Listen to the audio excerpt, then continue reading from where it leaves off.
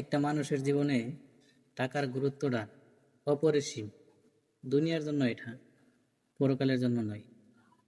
দুনিয়াতে বাঁচতে গেলে টাকা লাগবেই। এখন হয়তো অনেকেই বলবেন টাকা দিয়ে সুখ কিনা যায় না, কিন্তু আমি বলবো হ্যাঁ ভাই, টাকা দিয়ে সুখ কিনা যায়।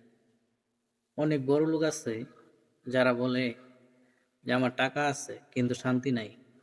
আমি ওই বড় লোক ভাইকে বলবো, ভাই আপনি আমার অবস্থায় আসেন, আমাকে আপনার অবস্থায় নিয়ে যান, দেখি আমি আপনার অবস্থায় থেকে শান্তি পাই কিনা।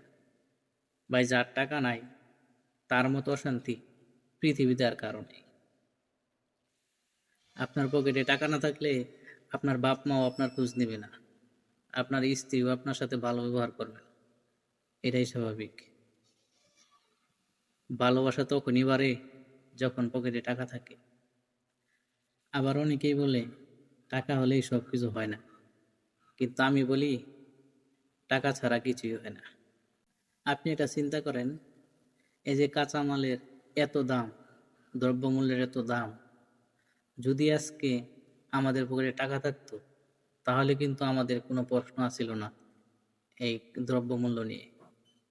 আরেকটা বিষয় দেখেন, এই দ্রব্যমূল্য নিয়ে কারা এত আন্দোলন মিছিল করে?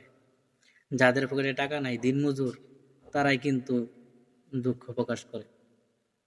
আপনি কি দেখছেন কোনো একটা জজ, ব্যারিস্টার, উকিল বা সরকারি প্রতিষ্ঠানের কোনো কর্মকর্তা, বেসরকারি প্রতিষ্ঠানের কোনো কর্মকর্তা, ভালো একটা পজিশন আছে এরকম একটা লোক দেখছেন কোনো ভিডিওতে, কোনো সাংবাদিকের ইন্টারভিউয়ে দ্রব্যমূল্য নিয়ে কথা বলছে? বলছে যে দ্রব্যমূল্য দাম অনেক বেশি, আমরা খাইতে পারতেছি না, বলছে? এটা কখনোই বলে নাই। শুধু বলছে তারাই যারা রিক্সা চালক, দিন আনে দিন খায়, মধ্যবিত্ত, তারাই বলছে। তাহলে আপনারা যারা বলেন টাকা হলেই সব কিছু হয় না, এখন তাদের কাছে আমার প্রশ্ন, যদি টাকা হলে সব কিছু নাই হয় তাহলে আজ কেন গরিব মানুষ, অসহায় মানুষ টাকার অভাবে ঠিক মতো খাবার খেতে পারছে না? দিন শেষে ভাই কথা একটাই, টাকা আছে তো সুখ আছে, টাকা নাই সুখ নাই।